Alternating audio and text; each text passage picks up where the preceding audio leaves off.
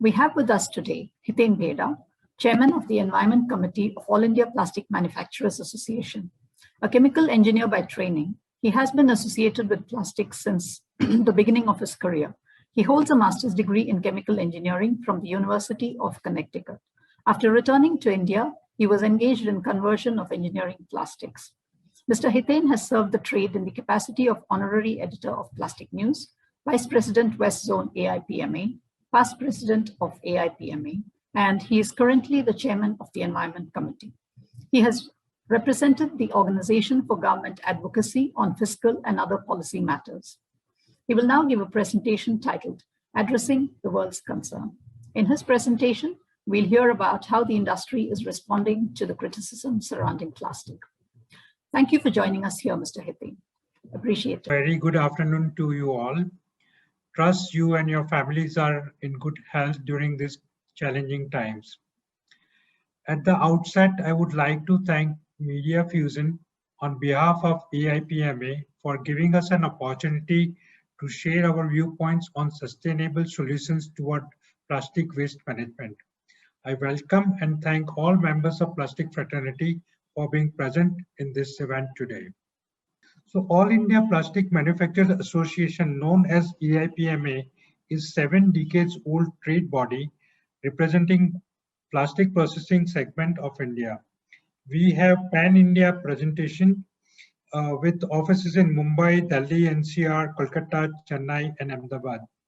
Over 2,000 direct members and 20,000 affiliated members.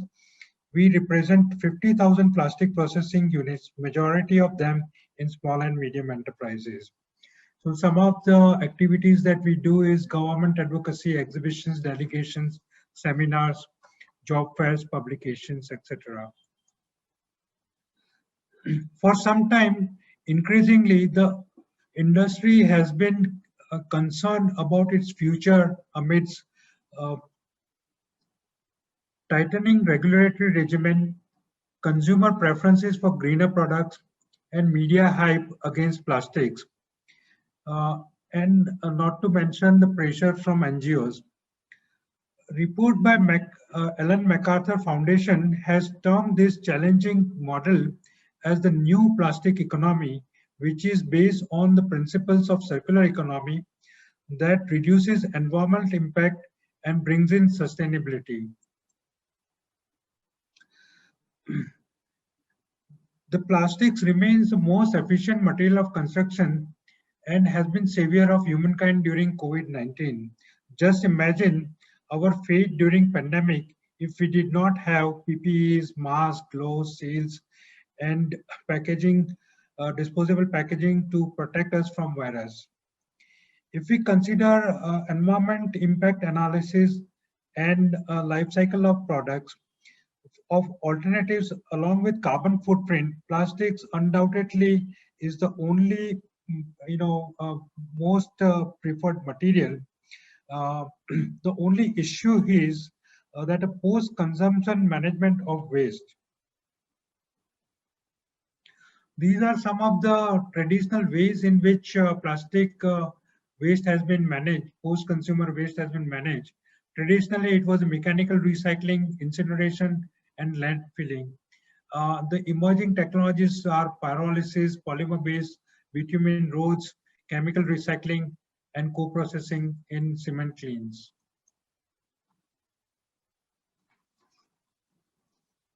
If you see globally, the plastics has grown from almost 35 million tons around 70s to about over 350 million tons. So you have grown consumption of plastic by 10x in 50 years. These are some of the challenges that you hear very commonly, particularly from the people who are more concerned on the environmental impact of plastics usage.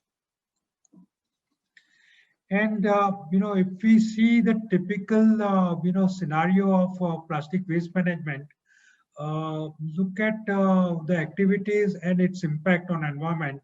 So North America is very organized, but the impact is low as most of waste is going into landfills. Latin America is evolving. Europe is very well organized and a very high environmental impact.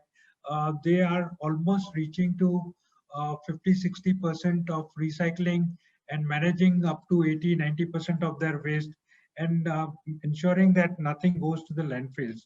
Far East, again, a mix, but the impact is high. The countries are small, and in Africa, it is still evolving and with a low impact. Now, in this slide, you notice that the amount of material that has been recycled is very little, compared to what is going into incineration or energy recovery, and what is going to landfill. So this is a real concern for the globe. Here you see some of the rates of recycling of various countries, and it's very pertinent to note that India as a country has been achieving 60% of its waste recycling with a very large informal reprocessing segment. This slide depicts, some of the impact that the plastic waste is creating in polluting the oceans.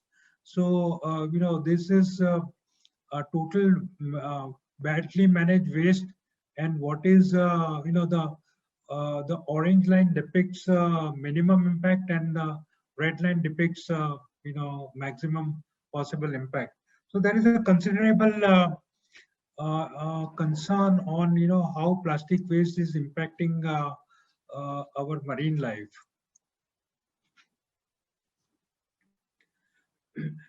In the underdeveloped countries, you will see that it is still evolving, and the typical per capita consumption is small.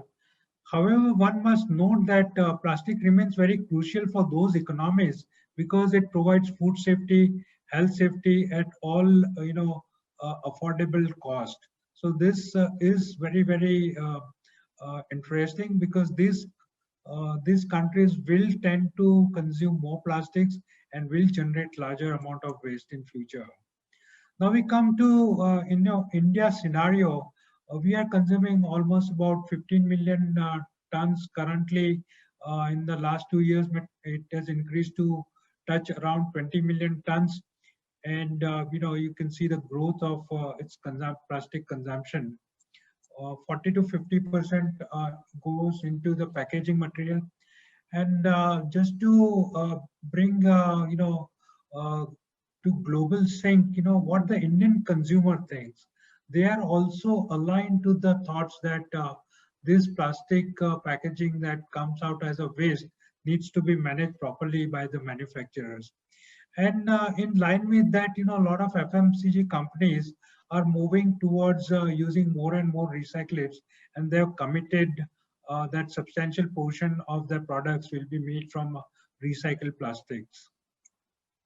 So this is a typical slide depicting how much plastic waste is generated and how is it managed. Some of it goes to recycling, and a substantial amount remains in the environment.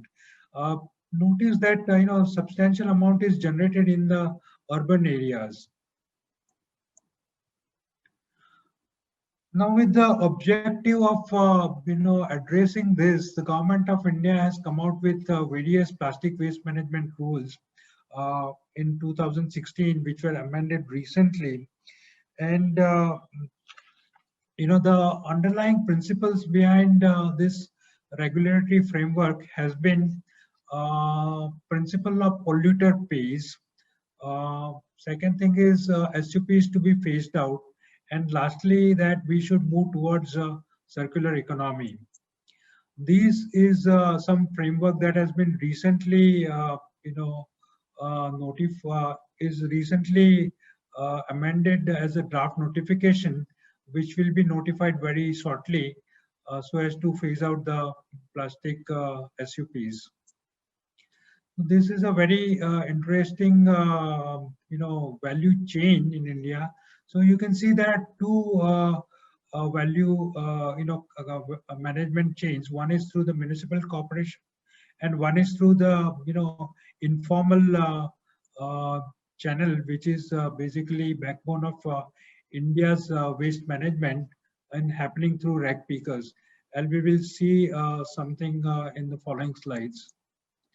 So there are clusters, there are over 70 clusters, but here we have depicted about 50 main clusters which are engaged in plastic recycling. Most of these clusters are low technology, informal, recycling hubs where substantial amount of plastic gets recycled. And some of it goes to upcycling also. And some clusters like Jalgaon in Maharashtra, makes chatais out of this recycled material, which is exported all over the world. A cluster in Gujarat called Dholaji makes plastic ropes, which are again upcycled and are exported across the globe. This is a typical PET recycling value chain. A substantial amount of PET gets recycled in India. You see 90% PET bottles are collected and recycled. So this is a unique situation in India. I was talking about, rag pickers is the informal, stakeholders in the waste management scheme, amounting to about 1.5 million to 4 million. Unfortunately, they are not in the mainstream. They are low paid, and the government is trying to address, their social status through the policy.